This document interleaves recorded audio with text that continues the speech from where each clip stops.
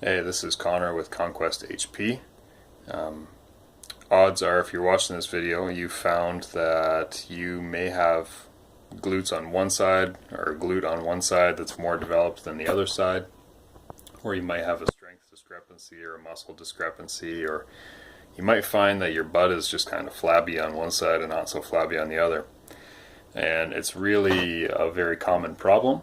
Glutes get inhibited all the time.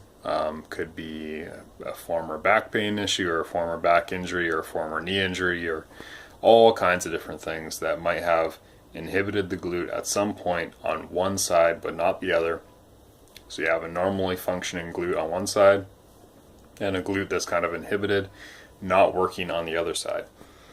So when this is the case, a lot of bad things can happen down the road.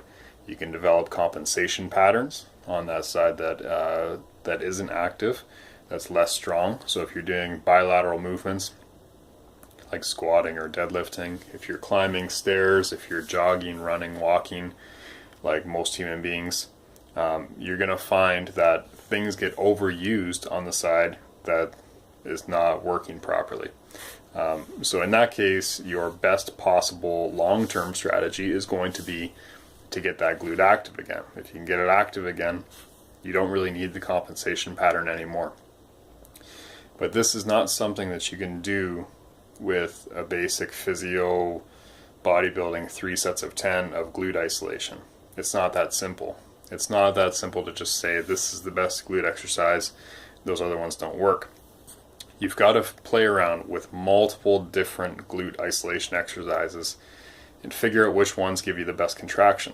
If you can't feel a contraction in any of them, you've got a problem. You're going to have to keep experimenting with different ones, or you're going to have to seek out some professional help to get that glute active again.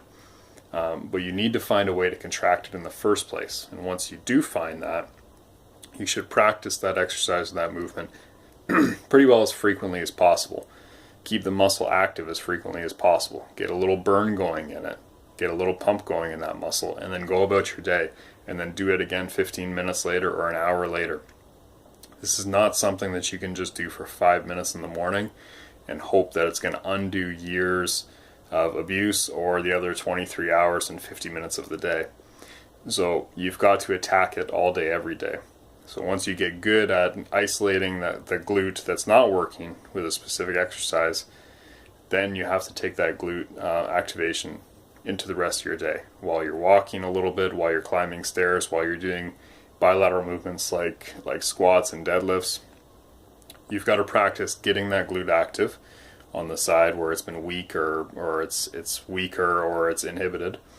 Get it active and then go about your normal activities, because you have to reintegrate it back into the fold. Make sure that it's actually functioning again. That's the only way to really restore balance, and it's not going to happen with any nammy-pammy, do 5 minutes in the morning and hope that that muscle is going to get strong enough again. It's got to be a 24/7 pursuit, but it's definitely worthwhile, and it'll definitely prevent more injury or pain down the road. And everyone loves glutes, right? It's nice to have strong glutes. It's nice to have good-looking glutes. So get to work. If you want more information like this, check out the website, conquesthp.com.